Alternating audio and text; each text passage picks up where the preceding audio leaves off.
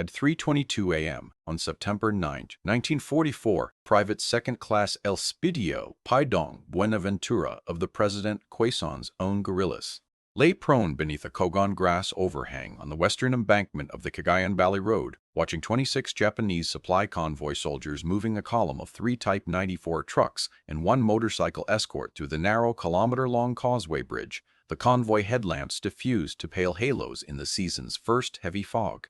His weapon was neither a rifle nor a grenade, but a precisely measured 41-meter length of braided hemp cord threaded through the spokes of 11 salvaged wagon wheels, positioned in a stacked diagonal formation across both lanes of the bridge deck, engineered to deploy simultaneously and collapse the convoy into a stationary mass the moment the led vehicle's axle engaged the trigger cord. His nearest supporting element, a 4-man covering group under Corporal Pasita Reyes, was positioned 160 meters to the north on the far embankment, too distant to intervene if the mechanism failed. In the next 90 seconds, all 3 trucks would be locked on the bridge, and 26 Japanese soldiers would be dealing with a catastrophe they could not immediately explain.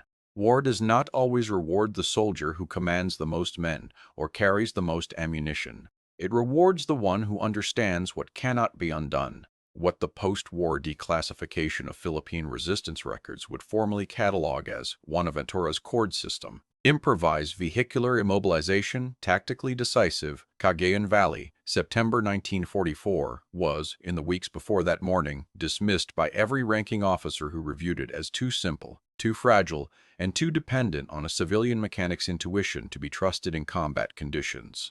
The officers were wrong about all 3 assessments, and they were wrong in the most expensive way possible, by nearly depriving the resistance of the one tool that could destroy a supply route that had been killing their operation for 8 months. 26 Japanese soldiers entered the fog over the Cagayan Bridge that morning. 7 reached the far side alive.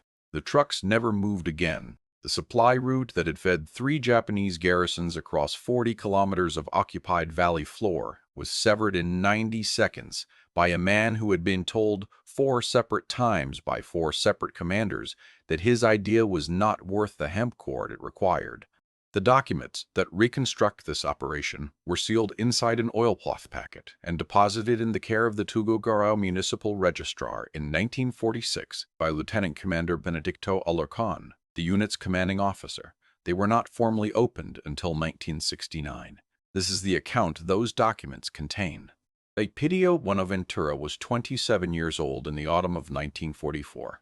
He had been born in the barrio of Bagao, Cagayan, the eldest son of a man who repaired farm machinery and carts for a living, a trade that required more careful thinking about mechanical tolerance and load distribution than most people in the barrio ever recognized, because the thinking was done with grease-blackened hands rather than with chalk on a blackboard.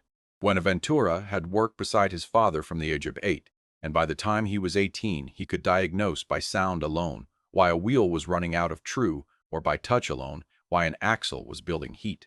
He had never studied engineering. He had never studied anything in a formal setting beyond the 6th grade, at which point the family's financial position had made continued schooling a luxury they could no longer maintain. He was 5 feet 6 inches, compactly built, with hands that were calloused and permanently darkened by machine oil, in a way that soap and water never fully remedied. He spoke Ilocano, Ibanag, and serviceable Tagalog, and he had a quality of attention, a way of watching a mechanical system at work until he understood every variable in its operation that his father had recognized early and praised often. No one outside the family had ever particularly noticed it. He joined the President Quezon Guerrillas in late 1942 through introduction from a barrio neighbor who had known his father. He was assigned, with an efficiency that administrative organizations sometimes achieve in assigning people to their least useful role, to vehicle maintenance. Specifically, he was responsible for keeping 3 salvaged pre-war trucks, a 1937 Ford flatbed, a 1937 Chevrolet panel van, and a Japanese Type 94 captured in a 1944 ambush in operational condition, using whatever parts could be improvised, purchased, stolen, or fabricated from available materials. He was good at this. He was so good at this that the trucks kept moving when, by any rational mechanical assessment, they should have stopped. This was considered entirely ordinary, because the men who used the trucks knew nothing about truck mechanics, and the men who commanded the unit knew equally little. Lieutenant Commander Alarcon, a former constabulary officer with 12 years of pre-war service, assessed Bonaventura in his unit performance record with a phrase that was nearly identical to every other performance note written about him by every officer who encountered him during his resistance service. Technically competent within assigned maintenance role.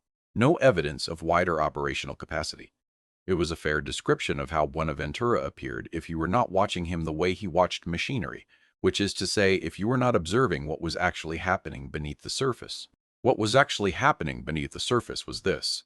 Elspidio Buenaventura had been watching the Japanese supply convoys move through the Cagayan Valley for 8 months, and he had reached a series of precise mechanical conclusions about them. He had observed that all 3 Type 94 trucks used by the principal Cagayan garrison supply column had identical front axle width, 1.42 meters, and that the Caraballo Causeway Bridge's planked decking had a lane width of 1.67 meters, leaving a clearance of exactly 12.5 centimeters on each side of any Type 94 front axle transiting the structure. He had observed that the convoy always moved at night in fog season, always in the same formation. Motorcycle lead, then truck 1, truck 2, truck 3, with a spacing of approximately 18 meters between vehicles, and always without any flanking dismounted infantry. Because the convoy commander had determined that dismounted infantry on a narrow bridge at night in fog was a greater tactical liability than simply moving fast and counting on the weather for concealment. He had written all of these observations down in the margins of a salvaged almanac he carried in his shirt pocket. The idea had come to him in May 1944, while he was replacing a cracked wheel spoke on the Ford flatbed and watching the replacement spoke interact with the wheel rim under torque. He wrote it in the almanac in 3 sentences and read it back to himself twice. Then he went to find Lieutenant Lino Castillo, his most accessible commanding officer, to explain what he had figured out. Castillo listened for 2 minutes and shook his head. "We are not stopping trucks with wagon wheels, Buenaventura. Go back to the Ford." Over the following 3 months, Buenaventura took his almanac to 3 other officers. The responses ranged from polite dismissal to a suggestion, from one captain whose name the records declined to preserve, that the mechanic restrict himself to problems he was qualified to address. Buenaventura folded his almanac back into his pocket each time and returned to the maintenance compound. He also, quietly and without asking permission from anyone, continued collecting wagon wheels. To understand why the Cagayan Valley supply route mattered enough to die for, it is necessary to understand what the valley had become by mid-1944 and what it had been before that. The Cagayan Valley, a wide, flat agricultural corridor running 200 kilometers south from the Babuyan Channel coast to the Caraballo Mountain foothills, had been one of the most productive agricultural regions in the pre-war Philippines.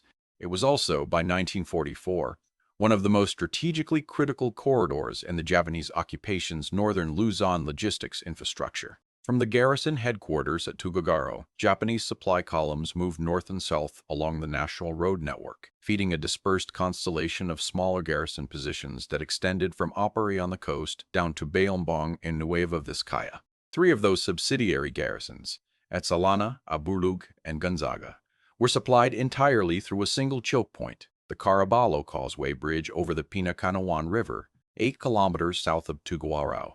It did not appear in the highest-level operational planning documents of either the Japanese 14th Army or General MacArthur's returning American command. It was a pre-war provincial road bridge, 61 meters long, planked in hardwood over a steel frame, capable of supporting vehicles up to 3.5 tons, which encompassed by a margin of approximately 400 kilograms, the loaded weight of a Type 94 supply truck. It was the only crossing within 30 kilometers that could handle motorized vehicle traffic. Every alternative, 4 upstream fords and 1 downstream log bridge, was either impassable in wet season or incapable of bearing truck weight. The Japanese garrison command at Tuguegarao understood this perfectly. The bridge was guarded at both ends during daylight hours by 2-man sentry posts. Vehicle convoys crossing it at night were escorted by a motorcycle outrider and moved under blackout conditions during clear weather, fog conditions during clear-lit nights. The convoy schedule was irregular, deliberately so, and the approach corridors on both sides of the river had been cleared of vegetation to a depth of 30 meters to eliminate obvious ambush cover. Anyone attempting to mine the bridge in the conventional manner approach the structure, plant explosives, withdraw before discovery, would need to cross 30 meters of open, cleared ground on a structure guarded at both ends, in darkness, without being heard by two separate sentry posts spaced 61 meters apart. The resistance had attempted it twice. The first attempt was in January 1944. Sergeant Danilo Vidal led a four-man team in a nighttime approach under a new moon. The team crossed the cleared zone to the western embankment access ladder, and a sentry post discovered them at the base of the structure. Vidal and two team members escaped. One man, Private Raimundo Cruz, was captured and executed in Tuguegarao 3 days later. No explosive was placed. The second attempt was in April 1944, using a different approach, a swimmer deploying a waterproof charge from the river surface beneath the bridge. The swimmer, a civilian resistance auxiliary named Felix Agustin, 31 years old, a former fish trap builder, reached the bridge understructure successfully and secured two improvised charges to the central pier base. Both charges failed to detonate due to moisture penetration. Agustin was extracted safely, but the operation produced no result. Japanese engineers inspected the bridge on the assumption of a detection or failed attempt, added wire mesh under the decking as a future deterrent, and doubled the sentry rotation. After the April failure, Lieutenant Commander Alarcon formally requested from the broader PQG command structure any available intelligence on alternative approaches to the bridge objective. The response was a 6-paragraph assessment concluding that any further attempt to destroy or damage the Caraballo Bridge using conventional demolition methods was inadvisable given current detection probability, sentry configuration, and demonstrated charge vulnerability to environmental moisture. The assessment recommended that supply interdiction efforts in the valley shift focus to ambushing convoys on open road sections rather than targeting the bridge infrastructure. The problem with this recommendation was that it had already been tried. Open road convoy ambushes in the valley corridor required a minimum of 8 to 12 fighters, more than a third of the resistance cell's total combat strength, to achieve suppression of a convoy escort with any margin of safety. Of the 4 open road ambushes conducted between February and July 1944, 2 had failed due to the convoy's motorcycle escort detecting the team's approach position early enough to radio a warning to the Tuguegarao garrison. The response time from the garrison, motorcycle-mounted rapid reaction teams that could cover 8 kilometers in under 12 minutes on the flat valley road, was shorter than the unit's extraction window allowed. 2 fighters had been killed in the July ambush when the extraction route was blocked. Alarcon had suspended open road ambush operations entirely after that engagement.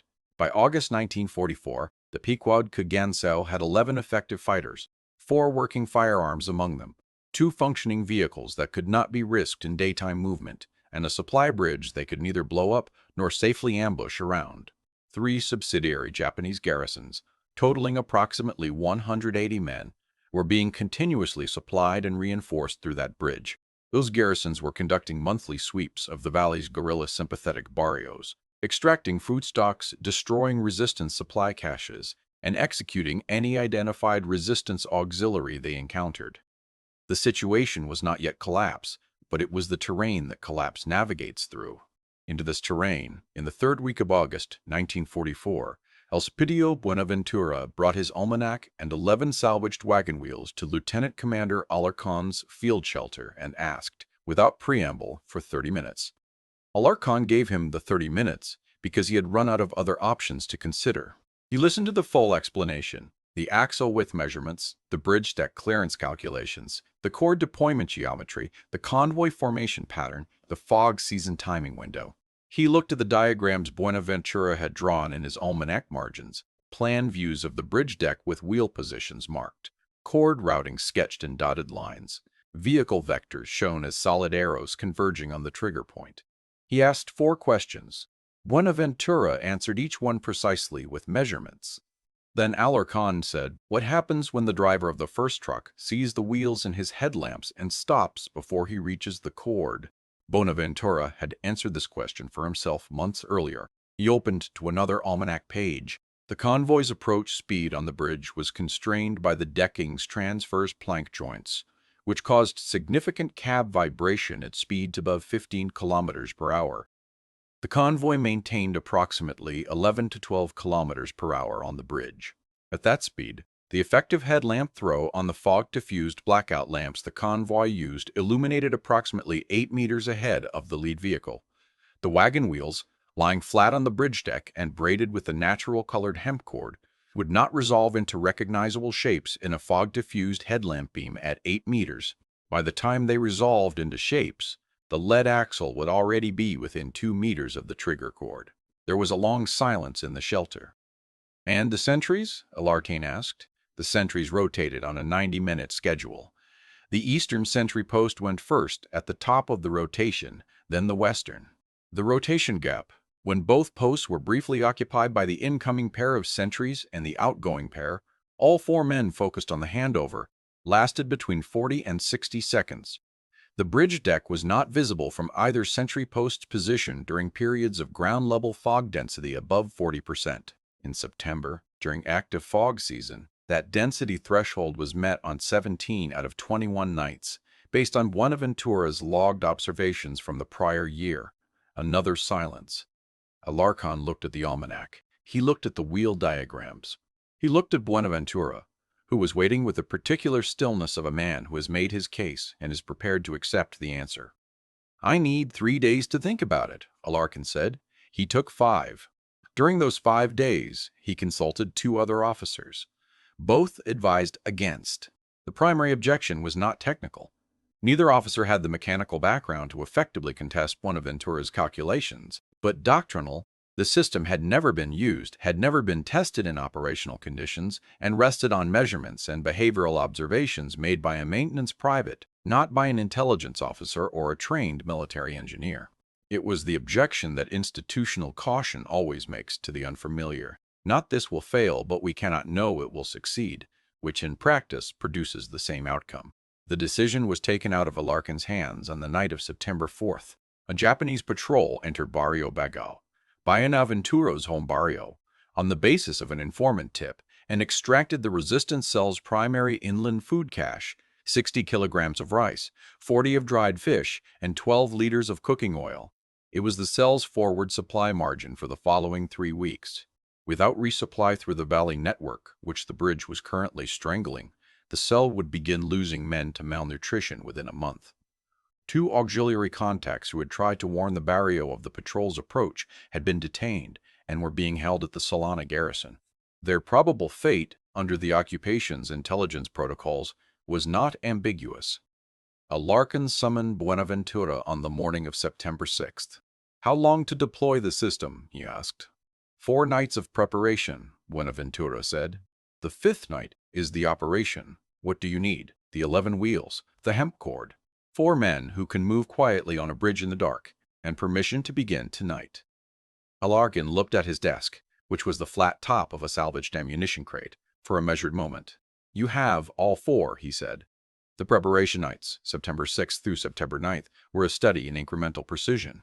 On the first night, Buenaventura went alone to the western embankment of the Caraballo Bridge and lay in the Kogon grass for 3 hours, logging the fog density progression, the sentry rotation timing, and the precise moment at which the eastern sentry post became visually obscured from the western embankment. He confirmed his prior measurements. The fog density on September 6th reached his 40% threshold by 2050 a.m. and held it through 4:30 a.m., a 90-minute operational window, inside which the 40 to 60-second rotation gap appeared at 3014 a.m. On the second night, he moved the 11 wagon wheels, loaded onto a salvaged wooden handcart padded with cut Kogon grass, to a concealed staging position in the riverbank vegetation 40 meters from the western embankment access ladder.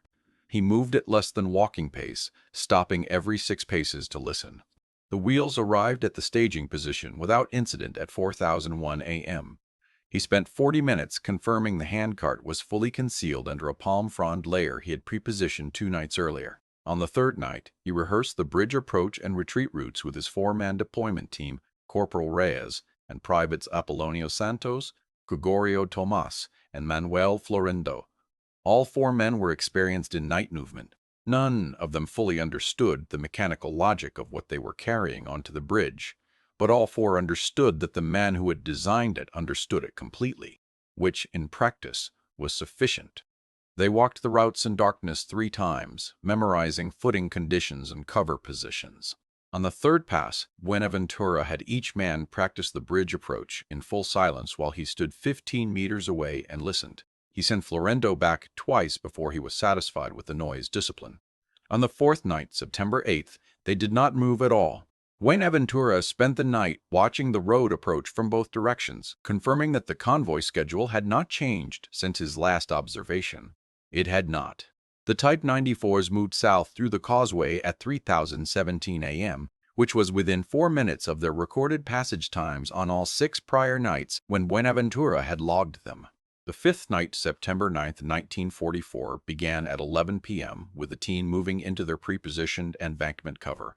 At 2044 a.m., the fog density reached threshold. Buenaventura checked the braided trigger cord one final time, running it through his hands from the western staging point to the bridge deck approach, feeling every loop and splice for looseness. He had tested this cord in dry conditions against a weighted 2-meter log, a simulation of the front axle engagement load, 16 times over the prior 2 weeks, refining the braiding pattern until he was satisfied the cord would not slip under the lateral load of a truck axle pressing through spoke wheels at low speed. He was satisfied now. He looked at Reyes. Reyes was watching him. Buenaventura tapped his wrist, the signal for movement. At 30:09 a.m., the team crossed the clear ground zone, using the embankment shadow as concealment, and climbed the western access ladder in a single file 7 seconds from the embankment base to the bridge deck, moving heel to toe on the ladder rungs to suppress the metallic ring that a normal boot step would have produced. At 3013 a.m., 1 minute before the rotation gap, all 11 wheels were in position on the bridge deck. Each wheel lay flat, spokes side up, positioned according to the marked chalk lines that Buenaventura had placed on the bridge planking during his second preparation night. The hemp cord was threaded through the spokes of each wheel in the braided pattern and ran taut across both lanes of the bridge deck, 3 parallel lines at axle height. The trigger cord extended back off the western edge of the bridge deck and down the embankment face to Buenaventura's position at the base, where the cord's terminal end was looped once around a steel bridge frame bolt to absorb the initial deployment load before releasing the full wheel array. The century rotation gap, 44 seconds, opened at 30:14 a.m. The team was off the bridge and back in embankment cover by 3015 a.m. Buenaventura was lying flat in the Kogan grass with the cord in his right hand and the fog against his face. The bridge was invisible from his position. The bridge was invisible from everywhere. He checked his breathing. He made it slow. At 30:21 a.m., he heard the motorcycle. The motorcycle escort single headlamp appeared from the south at 3:21 a.m. The beam dispersed into a wide, low cone by the ground fog, moving at approximately 25 kilometers per hour, faster than the trucks would follow, clearing the approach road and reaching the bridge deck first to give any waiting ambush element a target before the cargo vehicles committed to the crossing. Buenaventura had planned for this. The trigger cord was angled below the motorcycle's wheelbase height, 31 centimeters from the deck surface, and the wagon wheels, lying flat, presented less than 5 centimeters of vertical profile. The motorcycle's frame clearance was 18 centimeters. The escort rider crossed the entire bridge without incident, the rear wheel passing through the braided cord array without engaging a single deployment line, and proceeded north along the approach road toward Corporal Reyes's position. Reyes let him pass. The lead Type 94 truck reached the western bridge access at 3:22 a.m. Its blackout headlamps, a pair of heavily shrouded units producing approximately a quarter of normal output, illuminated the bridge planking directly ahead in a cone that, as Buenaventura had calculated, reached approximately 7 meters. At 11 kilometers per hour, the truck covered that 7 meters in 2.3 seconds. Buenaventura heard the engine change pitch as the front wheels hit the bridge deck's first transverse plank joint, a characteristic low-frequency vibration he had logged on all 6 prior observation nights, and which told him the truck was now on the structure and committed. He did not pull the cord yet. He needed the truck's front axle past the midpoint marker, a position he had calibrated to ensure that all 3 trucks would be on the bridge simultaneously when the system deployed. At 11 kilometers per hour with 18-meter truck spacing, the sequence required approximately 2 minutes and 40 seconds from the lead axle clearing the western threshold to the rear axle of truck 3 clearing the same point. He counted the truck lengths in the darkness by their engine sound and their exhaust note, watching nothing because there was nothing to see in the fog.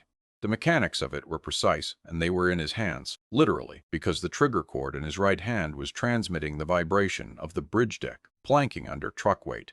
and he could feel the change in frequency as each vehicle's load transferred onto the structure. At 3:24 a.m. and approximately 30 seconds, his right hand felt the frequency shift that told him the third truck's front axle was on the bridge. He pulled the cord. The deployment was not silent. It was also not loud.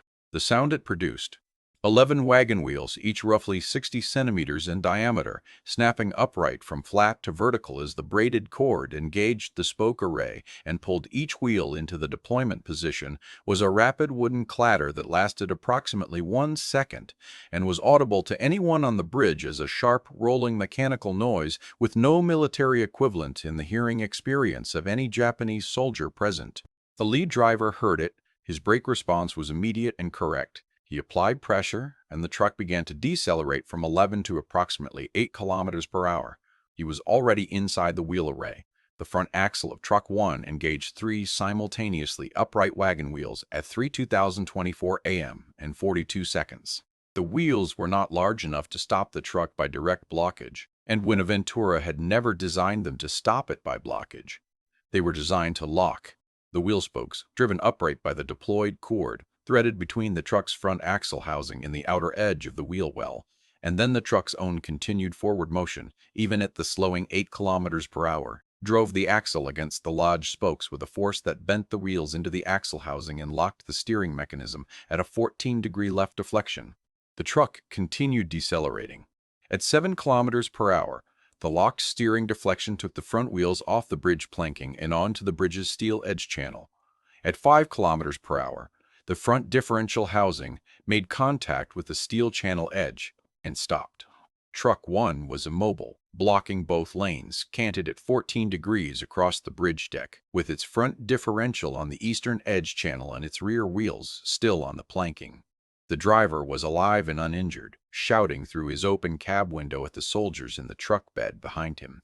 Truck 2 ran into Truck 1's rear cargo section at 6 kilometers per hour, 18 seconds after Truck 1 stopped. The collision was audible from 150 meters. It produced a second immobilization, a cloud of disturbed cargo that Buenaventura could hear but not see. Wooden crate impacts, the rolling clatter of loose ammunition containers, something heavy landing in the river below, and 4 soldiers from Truck 2's cargo bed dismounting onto the bridge deck simultaneously, rifles unslung, shouting in Japanese in multiple directions because they could not see more than 6 meters in any direction and had heard a mechanical catastrophe without a visible cause. Truck 3 stopped on its own, the driver having heard the collision and having enough bridge length remaining to brake before impact.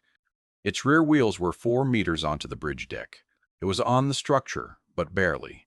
The motorcycle escort rider had heard the collision and was now turning around on the approach road north of the bridge, headlamp sweeping. From Corporal Reyes's position on the northern embankment, 160 meters away, the operation had produced a stationary column of 3 vehicles on a 61-meter bridge in thick fog, with their crews dismounting in confusion onto a bridge deck they could not see clearly, shouting orders that were producing no coordinated response, and with their sole escort vehicle attempting to navigate a U-turn on a fog-obscured approach road. Reyes had 4 fighters, 2 rifles, 1 shotgun, and a supply of improvised grenades. Ceramic jars packed with black powder and iron scrap, sealed with wax and fused with cotton cord. He also had a sight line directly across the bridge deck, at an angle that the fog was slightly thinner than ground level, thin enough to see the bridge decking at a range of 80 meters as a dark shape rather than as a blank white field. At 3:25 a.m. and 30 seconds, Reyes's team opened fire. The tactical geometry of the engagement was one-sided in a way that static accounts do not always fully convey.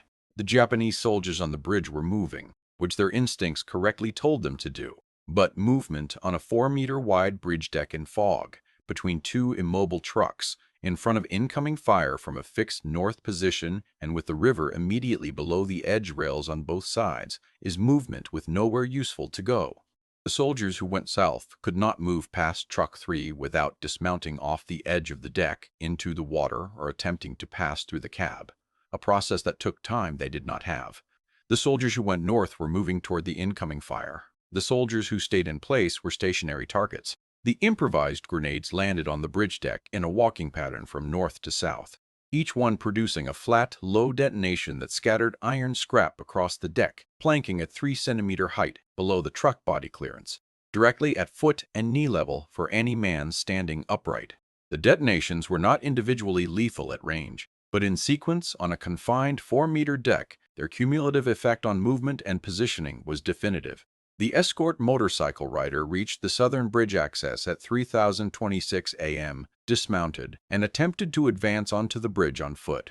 He was engaged by Buenaventura's covering position on the western embankment, which held the sole functioning rifle assigned to the southern element. One shot, from a range of 30 meters in the fog, the rider retreated off the bridge structure and took cover behind the western approach embankment wall, below Buenaventura's position. The engagement lasted 6 minutes and 40 seconds from the first grenade detonation to the last defensive fire from the bridge. At 3:32 a.m., the bridge was quiet. Reyes called the ceasefire.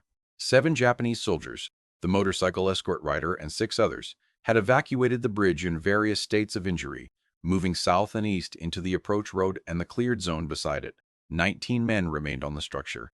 All 3 trucks were immobile and would never be driven again. The bridge deck itself was intact. Buenaventura had specifically designed the immobilization system to avoid structural damage to the crossing, calculating correctly that a bridge the resistance had destroyed was a bridge the Japanese would rebuild within weeks, while a bridge blocked by 3 inoperable vehicles presented a clearance and salvage problem that the garrison's available crane equipment could not rapidly resolve.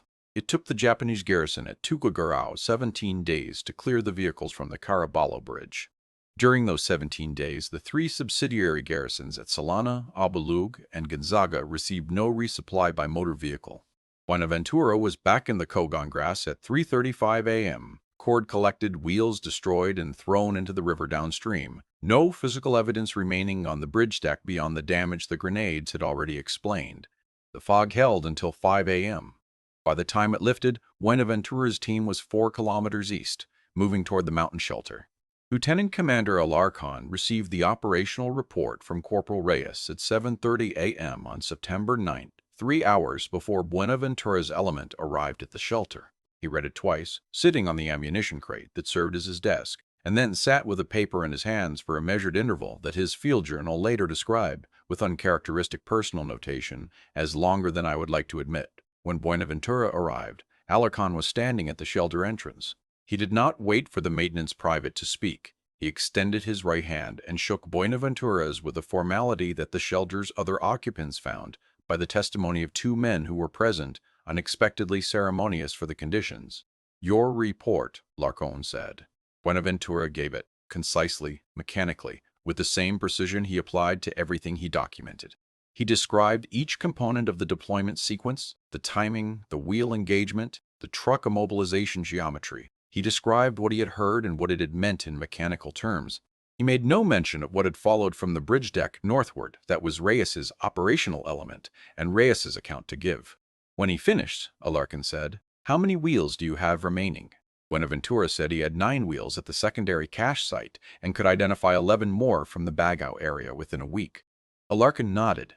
"Identify them." The operational shift that followed was not immediate. It was measured, as shifts in institutional behavior always are, but it was real. Within 2 weeks, Alarcon had formally requested from the PQOG Regional Command that Buenaventura's system be documented in sufficient technical detail for distribution to other valley cells facing similar bridge and choke point problems. The request was granted. A 4-page technical summary, written by Buenaventura himself in a combination of Ilocano and Tagalog, and then translated into English by a resistance auxiliary who had been a pre-war schoolteacher, was distributed through the Resistance Courier Network in October 1944. It was titled, with characteristic plainness, Wheel Cord Bridge Method, Instructions for Use. 2 additional Valley resistance cells are documented as having adapted the system in the final year of the occupation, one in Nueva Vizcaya in November 1944 and one in Isabela in January 1945.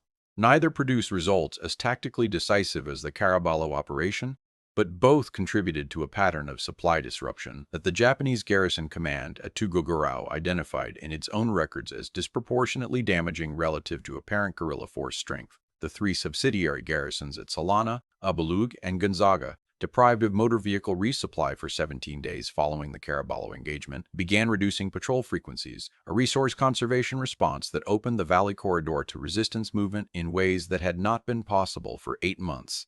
The quinine supply held at the coastal cache since February reached the interior resistance network by early October 1944. The 2 detained auxiliary contacts from Bagao were released, the result, according to captured Japanese garrison administrative records, of a determination that the intelligence value of holding them no longer outweighed the resource cost. 11 days after the bridge engagement, Buenaventura was promoted to private first class on October 3, 1944. The promotion was filed in the same administrative packet that upgraded 2 other fighters who had participated in the September 9th engagement. No separate commendation was issued. No individual notation was made regarding the design of the immobilization system. A Larkin's personal journal, however, contains a separate entry written the same day the promotion papers were filed. I should have listened to him in August. Elspidio Buenaventura returned to Bagao at the end of 1945 and reopened the family repair shop his father had left him.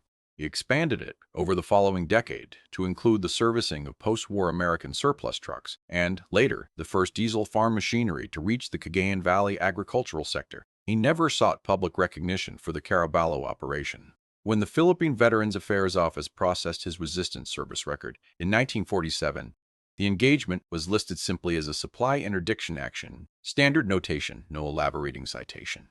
His almanac, the one with the wheel diagrams and the patrol observation records in the margins, was donated by his family to the National Historical Commission of the Philippines in 1988, 3 years after his death. It is currently cataloged as a primary source document of the Philippine resistance period and is held in the archival collection in Manila. The Caraballo Causeway Bridge was replaced by a concrete structure in 1962 as part of a national road improvement program. The steel frame of the original bridge was photographed before its removal. No plaque marks the location. No local monument records what happened on it at 3:24 a.m. on September 9, 1944. The record exists in the almanac's margins, in the Tuguegarao garrison logs, and in the 4-page technical summary that Buenaventura wrote for fighters he would never meet, describing in his direct, mechanical language exactly how a length of braided hemp cord and 11 wagon wheels had done what 2 months of conventional attempts had failed to do. No one ever doubted him again.